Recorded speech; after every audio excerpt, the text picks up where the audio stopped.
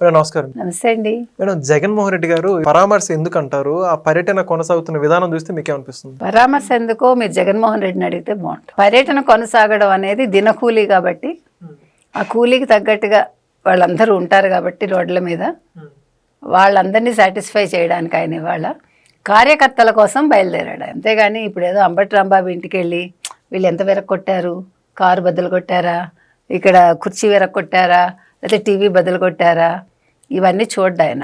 ఇంకొకటి ఏమనుకుంటాడంటే ఇంత కొంచెమే విరక్కొట్టారేంటి, ఇలా చేశా, ఇంత కొంచెం ధ్వంసం చేశారేంటి, వైసీపీ వాళ్ళని చూసి నేర్చుకోవాలి కదా అని పక్కన ఎవరుంటే వాళ్ళని పిలిచి కొంచెం టీడీపీ వాళ్ళకి మన వాళ్ళ దగ్గర శిక్షణ ఇప్పించండి అంటాడేమో. అంటే ఇప్పుడు అంబటి రాంబాబు మీద అంత తక్కువ దాడి చేశారని అభిప్రాయం, లేదా అసలు దాడి చేయడం వీళ్ళకి రాలేదని అభిప్రాయం అంటారు? రెండు ఉండొచ్చు. ఎందుకంటే దాడులు, చంపడాలు, నరకడాలు అంటే రప్పరప్పలంటే ఎవరు ఎక్స్పర్ట్?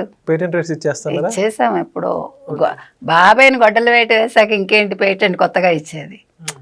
చంపి ముఖ్యమంత్రి అయ్యి పదవి దిగిపోయి 2 ఏళ్ళు అయ్యి ఇంకా బాబాయ్ ఊసేస్తాడంటే మీరు ఆలోచించండి. అందుకని ఇవాళ పాపం ఆయన బయలుదేరారు. ఫలానా టైంకి వస్తాను మీకు ఏమైనా చెప్పారా జగన్మోహన్ రెడ్డి? చెప్తాడు ఎప్పుడైనా? అంటే సాక్షిలో మాత్రం మధ్య 2-1 గంట అది దాన్ని ఎప్పుడు వేస్తుంటారండి, ఈ టైంకి రీచ్ అవుతారు. షెడ్యూల్ అయితే ఉంటుంది కదా ఖచ్చితంగా. ఊరికే షెడ్యూల్ అండి అది. మీ కంటి తుడుపుకి నా కంటి తుడుపుకి షెడ్యూల్. ఎందుకంటే పాప పీసీఆర్లో ఎంసీఆర్లో వాళ్ళు చూసుకోవాలి కదా, లేకపోతే రాసే స్క్రిప్ట్ రైటర్ కూడా రెడీగా ఉండాలి కదా. ఏముంది, కట్ అండ్ పేస్టే కదా. అదేదో ఒకటే పాట వేస్తాడు, ఎవడొస్తాడో రా అంటే ఏంటి, నరుకుతారనా?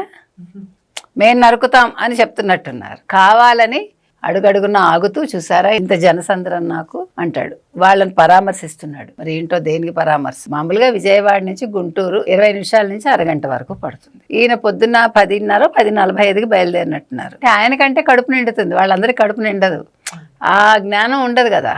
ఇప్పుడు ప్రజల కోసం ఆలోచించే మనిషికి, కార్యకర్తల కోసం పనిచేసే మనిషికి ఏం ఆలోచన ఉంటుంది? అమ్మో లంచ్ టైం అయింది, పాపం ఇంతమంది ఇలా పడిగాపులు కాస్తున్నారు, వీళ్ళు తినాలి, మంచినీళ్ళు తాగాలి, మనం ఎలాగ పెట్టము అని ఆలోచిస్తారు. ఆయనదేముంది, ఆకలేసినప్పుడు లోపలికి డింగని దిగుతాడు, ఏదో తింటాడు, 5 నిమిషాలు కూర్చుంటాడు, నడులు లాగితే మళ్ళీ ఆ డింగని పైకి లేస్తాడు, అంతే కదా. కానీ వాళ్ళు అలా కాదు కదా. అందులో ఎండలు స్టార్ట్ అయ్యాయి. అసలే గుంటూరు. అందులో పాప మిరపఘాట అప్పుడు లాస్ట్ టైమే కొట్టింది ఆయనకి. ఎవరికి? జగన్మోహన్ రెడ్డికి. ఇప్పుడు ఏంటంటే మీరు గమనిస్తే చాలా సీరియస్గా మనం మాట్లాడుకోవాలి. ఎందుకంటే ఎవడు బూతులు మాట్లాడునో వారి ఇంటికి నేను వెళ్ళేదా అని జగన్మోహన్ రెడ్డి ఒక ఫిక్స్ అయ్యాడు.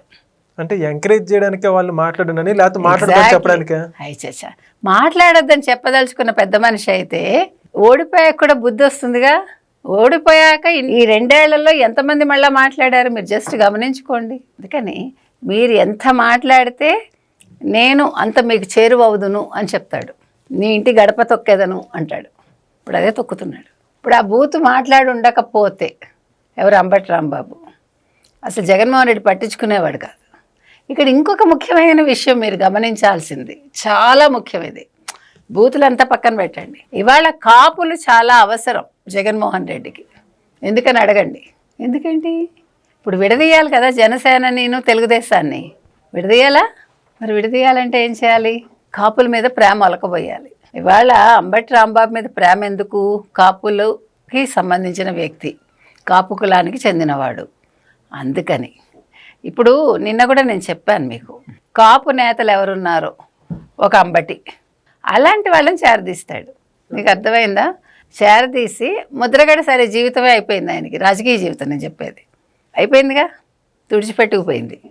కాబట్టి వీళ్ళని ఎందుకు వీళ్ళతోటి మంచిగా ఉంటాడంటే ఇప్పుడు వీళ్ళ చేత తప్పులు చేయిస్తాడు, వీళ్ళ చేత బూతులు మాట్లాడిస్తాడు, వీళ్ళని జైళ్ళకి పంపిస్తాడు. రెడ్లను ఎవరినైనా పంపించాడా? లేదుగా. విజయసాయిరెడ్డి అన్న వెళ్ళాడా? లేదుగా. తెలివిగా తప్పించుకున్నాడు. అంటే ఈయన టార్గెట్ ఎలా ఉంటుందో చూసుకోండి. ఇప్పుడు ఇక్కడ నేను ఒక్కటే చెప్తున్నానండి, వైసీపీలో ఉండే మిగిలిన కులాల వాళ్ళకి, కులాలు అసలు మనం ప్రస్తావించకూడదు, కానీ అన్ఫార్చునేట్లీ మనం మాట్లాడాల్సి వస్తుంది బికాజ్ ఆఫ్ జగన్మోహన్ రెడ్డి. ఒక్క రెడ్లు తప్ప మిగతా అందరూ ఆలోచించుకోండి. కమ్మ వాళ్ళ పని అయిపోయింది. ఎవరు? కొడాలి, వల్లభనేని వంశీ. ఎలా వెలిగారు తెలుగుదేశంలో, ఇక్కడ ఎలా నాశనం అయ్యారు. ఇప్పుడు రోజా రెడ్డి అనుకోండి, సరే ఆవిడకి బాధ లేదు, విడుదల రజని. ఇప్పుడు భయంతో ఉందా ఆవిడ? ఇప్పుడు ఏ కులం వాళ్ళు హ్యాపీగా ఉన్నారు ఎక్సెప్ట్ రెడ్లు. ఇప్పుడు ఇంత కల్తీనై వ్యవహారం జరిగింది, ఒక్క రెడ్డి పేరు బయటకు వచ్చిందా? రాలే కదా. ఎందుకని? ఇదే అంబటి రాంబాబు పేరో లేకపోతే మరో ఎక్స్ పేరో వై పేరో ఉంటే వాళ్ళు ఈ పాటికి జైలుకి వెళ్ళి ఉండేవాళ్ళు. నేను నిన్న చెప్పాను మీకు, కాపుల్ని వాడుకుంటాడు. ఇప్పుడు కాపుల ఓట్లు కావాలి కాబట్టి డెఫినెట్గా రాజకీయం చేస్తాడని చెప్పా. ఇవాళ ముద్రగడ కూతురు అదే చెప్పింది. అధికారంలో ఉన్నప్పుడు రెడ్లు, అధికారం పోయాక కాపులు కావాలి జగన్మోహన్ రెడ్డికి అని నిన్న నేను అదే చెప్పాను. అందుకని జగన్మోహన్ రెడ్డి నాటకాలు దయచేసి కాపులు అర్థం చేసుకోండి. ఒకవేళ మీరు వైసీపీలో ఉన్న వాళ్ళైనా ఏం పర్వాలేదు, థింక్ ట్వైస్. మనం ఎవరికి సపోర్ట్ చేస్తున్నాము, ఎందుకు చేస్తున్నాము. ఇవాళ మీరు జగన్మోహన్ రెడ్డి వెనకాల పరిగెట్టి ఆయన ఇచ్చే 500 1000 లేదు మందుబాటులో బిర్యానీనో ఇవి కాదండి. మీకు ఫ్యూచర్ ఉంది. ఇప్పుడు మీరందరూ కూడా తెలివైన వాళ్ళు, కాపులందరూ కూడా. మీ అంబటి రాంబాబు చెప్పాడు, కాపులు అంటే తిరుగుతారు, తింటారు, నాన్ వెజ్ తింటారు, గెంతులేస్తారు, వాళ్ళకి బుర్ర ఉండదని చెప్పాడు. వీడియో చూసారా మీరు? కానీ తప్పది. ఒక కాపు కులస్తుడు అయ్యుండి ఎవరు అంబటి రాంబాబు వాళ్ళ కూతురు బయటకు వచ్చి నేను కాపుల్ని, పవన్ కళ్యాణ్ మీరు వచ్చి మమ్మల్ని గమనించాలని అడిగింది కదా ఆవిడ. అదేంటది? మీ నాన్నగారే తిట్టారు కాపుల్ని, నేను కాపుల కోసం పనిచేయట్లేదని అంబటి రాంబాబే చెప్పారు. అది అమ్మాయికి తెలీదా? ఇవాళ పవన్ కళ్యాణ్కి సంబంధం ఏంటి? ఏ రకంగా సంబంధం? బూతులు మాట్లాడితే కార్యకర్తలు రెచ్చిపోయి ఉండొచ్చు, కానీ ఈలోగా వాళ్ళే అసలు పాడు చేసుకున్నారమ్మా ఇల్లు. అంబటి రాంబాబు మనుషులే, వాళ్ళ బౌన్సర్స్ కూడా ఉన్నారు కదా. నేను అంటున్నది అది. ఇప్పుడు అంబటి రాంబాబు కూతురైనా ఇంకొకళ్ళైనా ఆ రోజు అంబటి రాంబాబు తప్పు మాట్లాడినప్పుడు చంద్రబాబు నాయుడు గారి తల్లిని వాళ్ళు బయటకు వచ్చి సారీ చెప్పుంటే, వాళ్ళు ఫస్ట్ వాళ్ళ నాన్నగారి తరఫున, ఇప్పటికి కూడా వాళ్ళ నాన్నగారు సారీ చెప్పలేదుగా. ఆయన ఏమంటున్నాడు, నేను అలా మాట్లాడి ఉండకూడదు అన్నాడు. అదేవిధంగా ఎవరు సజ్జలు కూడా అదే అన్నాడుగా. ఆయన ఆ మాట అన్నాడు, ఆ మాట అంటే అయిపోయిందా?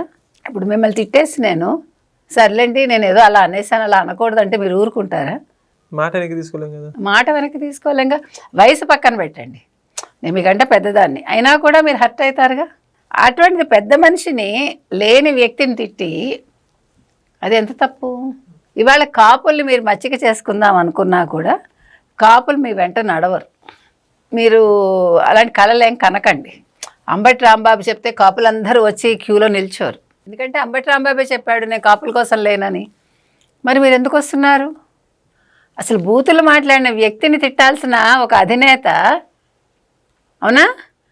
అంబటి రాంబాబు ఇలా మాట్లాడి ఉండకూడదండి, నేను క్షమాపణ చెప్తున్నాను వైసీపీ పార్టీ తరఫున అని జగన్మోహన్ రెడ్డి చెప్పాలా అక్కర్లేదా? చెప్పాలి కదా. సిగ్గు లేకుండా వాళ్ళు ఇంటికి వెళ్ళటం ఏంటి పరామర్శకి? అంటే మీరు ఎండోర్స్ చేశారు. మీరు బూతులు బాగా తిట్టండి, మీ వెనకాల నేనున్నాను, అవసరమైతే మీ ఇంటికి వచ్చి పరామర్శిస్తాను, దానివల్ల నాకు 10 ఓట్లు వస్తాయేమో, కాపు ఓట్లు అంటున్నాడేమో. చాలా తప్పు.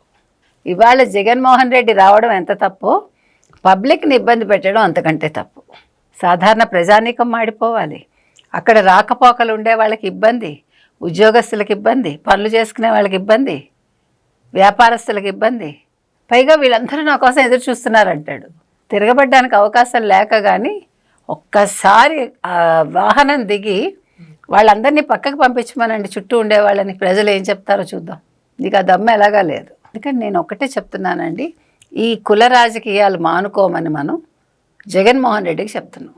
ఇవాళ మీరు అంబటిని వెనకేసుకు రావటం వల్ల మరొకసారి మీరు ఎంత, ఇంకా నేను వాడలేని పదాలు నాకు రావట్లేదు, ఎంత పనికి మాలిన వాడో జగన్ అనేది మరోసారి నిరూపితమైంది. Thank you. Thank you. Please subscribe to Leo News for more videos.